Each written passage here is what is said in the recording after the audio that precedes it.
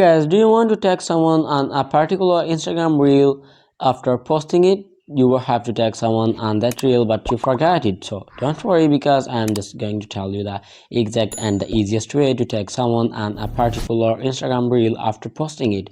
So just make sure you have liked this video and subscribe to my channel. Thanks guys. So first of all, just simply open up your Instagram app and come to your profile section and select a particular reel to whom you want to tag someone. Just select it and tap on the three dots on the top right corner, and then here you can see the option of edit after the turn off commenting option. Just tap on edit option.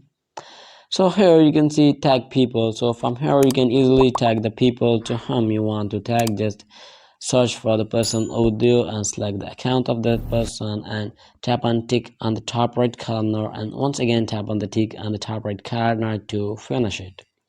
So that's how you can easily tag someone on your Instagram reels after posting it. So I hope it helps you guys, and if you have any question about the tutorial, just leave in the comment section below and I will catch you on the next video. Thanks guys, and I would recommend you to check the latest video on the end.